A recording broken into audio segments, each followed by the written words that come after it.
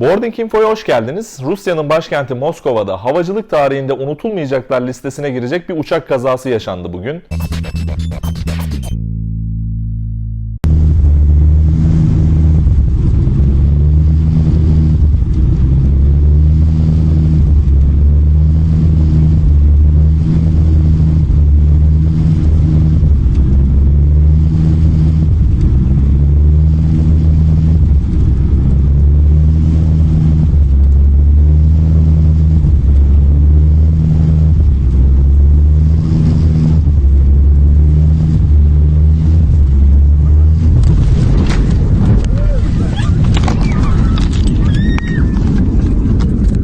Ural Hava Yolları'na ait Airbus A321, U-6-178 sefer sayılı Moskova Simferopol seferini gerçekleştirmek üzere Zhukovski Havalimanı'ndan kalkışını başarıyla tamamladıktan hemen sonra 750 fit irtifada kuş sürüsünün içinden geçti. Her iki motorunu kaybeden uçağın kokpitinde yer alan Rus pilotlar, uçağı havalimanının 3-4 kilometre yakınında yer alan Raybaki köyünde bir mısır tarlasına iniş takımları kapalı bir biçimde indirmeyi başardı. Mucizevi iniş sonrasında kullanılamayacak hale gelen uçakta sevindirici olan şey ise 226 yolcu ve 7 mürettebatın tamamının başarılı bir biçimde tahliye edilmiş olması. Tahliye kaydırakları yani slide'lar aracılığıyla uçaktan indirilen yolculardan 10 tanesinin hafif yaralandığı biliniyor.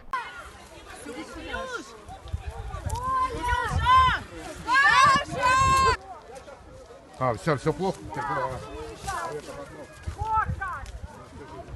Uçağın kokpitinde yer alan 41 yaşındaki kaptan pilot Damir Yusupov ve 23 yaşındaki yardımcı pilot Gregory Murzin, sivil havacılık tarihine geçmekle kalmayıp Rusya'da adeta kahraman ilan edildi. 2013 yılında St. Petersburg Devlet Sivil Havacılık Üniversitesi'nden onur derecesiyle mezun olan ve mezun olduktan hemen sonra şirket tarafından işe alınan Yusupov'un 3000'den fazla uçuş saati tecrübesi bulunuyordu. 2017 yılında aynı üniversiteden mezun olan Murzin ise geçen yıl işe girmişti ve toplamda 600 saat uçuş tecrübesi vardı. Olay esnasında soğukkanlı bir tutum sergileyerek etrafta inebilecekleri toprak bir alan belirleyen kokpit ekibi motorları tamamen kapatarak yakıt akışını kesmek ve iniş takımlarını açmamak gibi kritik kararlar alarak bir facianın eşiğinden dönülmesini sağladı. Olağanüstü hassas davranışlar sergileyerek uçağı gövde üzerine indirmeyi ise başardı.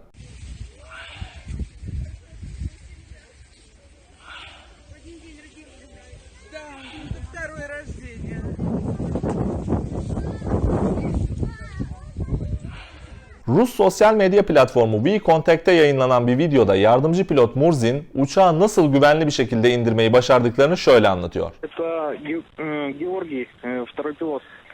По факту после взлета попала птица в двигатель, и левый двигатель сразу заглох, потом и во второй двигатель тоже попало, и обороты работали нестабильно, потом второй двигатель тоже заглох, тяги не хватало, и высота плавно падала. Вот, и приземлились, собственно, в поле. На ручном командир взял управление, да. То есть 5 человек, бортпроводников.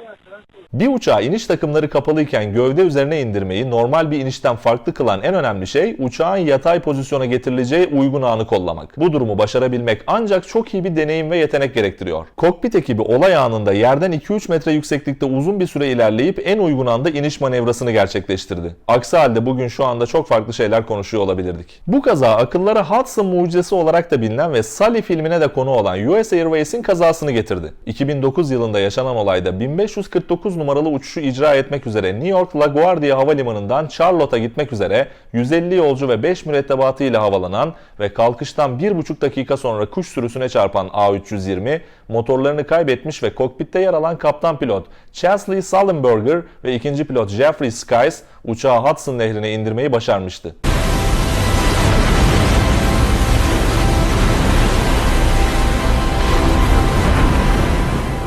Ural Hava Yolları 1943 yılında Sverdlovsk State Air Enterprises adıyla kuruldu ve ardından Rusların Milli Havayolu Aeroflot'un bir parçası olarak işletildi. 28 Aralık 1993'te Aeroflot grubunun dağılmasının ardından ayrı bir anonim şirket olarak faaliyetlerini sürdürmeye başladı. Yekaterinburg merkezli havayolunun hisselerinin %75'i Uralwings ve yaklaşık %15'i de Ural Ulaştırma Bankası'na ait. Tamamı Airbus A320 ailesi uçaklarından oluşan 45 uçaklık bir filoya sahip olan havayolunun ortalama filo kilo eşi ise 14.3 olarak biliniyor. Kazanın ardından tüm havacılık camiasına, uçakta bulunan yolculara ve yakınlarına geçmiş olsun dileklerimizi iletelim ve bir daha böyle olayların yaşanmamasını temenni ederek videoyu tamamlayalım. Bizi izlediğiniz için teşekkür ederiz. Videomuzu beğenmeyi, kanalımıza abone olmayı ve tüm bildirimleri açmayı lütfen unutmayın. Paylaştığımız tüm bilgiler ve çok daha fazlasına web sitemiz ve sosyal medya hesaplarımızdan ulaşabilirsiniz. Bir sonraki videoda görüşmek üzere. Hoşça kalın.